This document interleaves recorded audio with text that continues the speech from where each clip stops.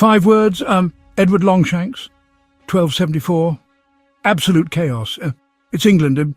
It's medieval times, and we have a king named Edward on the throne. Edward the First, the man who looked at the words chivalric king and said, No, I prefer petty tyrant. Let's talk about England's answer to a medieval mob boss. You'll laugh, you'll cry, you'll thank God you weren't a Welsh peasant.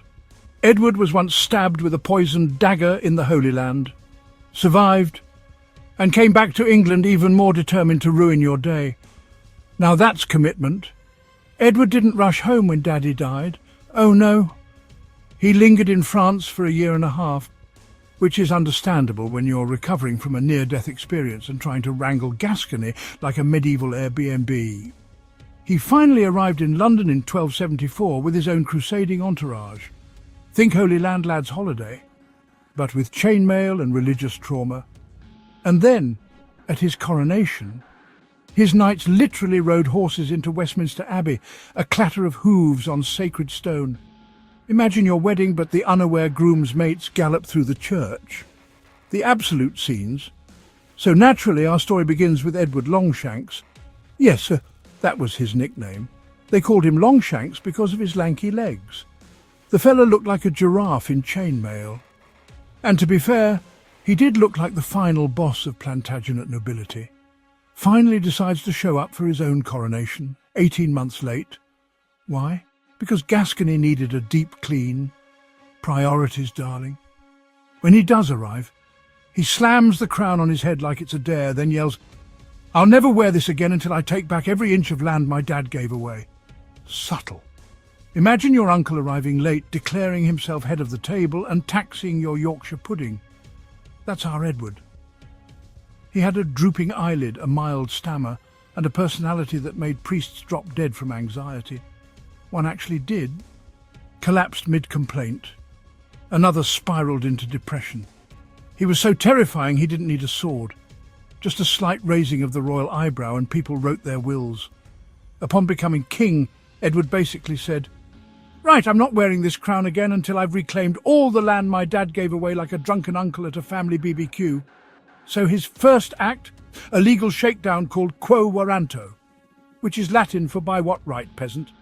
Spoiler, the answer was always, because I said so, which really means, I think this is mine, so prove me wrong. One noble is said to have waved a sword and said, This is my right. Edward was not impressed. Edward held the biggest parliament England had ever seen. Hundreds of reps in one room, all wondering how much they'd be taxed by the end. Petitions flooded in. People complaining about landlords, justice, goats, whatever. And this is where the Commons began to form. Not because people wanted representation, but because Edward needed cash. And when he taxed wool exports, he pulled in a fortune, 6 shillings and 8 pence per sack. The economy went from medieval mess to financially flogged. He even fined people for not becoming knights. That's right, he monetized chivalry. Then Edward had a go at Scotland. Installed a puppet king, John Balliol, basically Edward's medieval Alexa. But William Wallace, yes, that William Wallace, said Nah, gathered some lads in the woods, and suddenly Edward had a very real problem. After a Scottish rebellion and a few thousand dead townsfolk at Berwick, Edward declared himself King of Scotland. He even stole the Stone of Destiny from Scone Abbey. Yes, the Scottish coronation stone.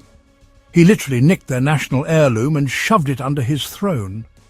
Talk about power moves. All this empire building cost money, a lot of money. So Edward taxed the church, the townsfolk and the countryside until even the cows looked nervous. One poem from a poor farmer went, Thou art written in my writ that thou well wouldst, which roughly translates to, You're on the king's naughty list, cough up or else. Eventually the barons had enough and forced Edward to reissue Magna Carta, including a nice little clause about not being bled dry without consent. Edward died in 1307, aged 68, on his way to crush Robert the Bruce, most likely from dysentery. So, dear viewer, what did we learn today? Edward's legacy. Legal reform, parliamentary foundations, terrifying levels of tax, and a trail of really annoyed Scots. He gave us castles, statutes, a national trauma.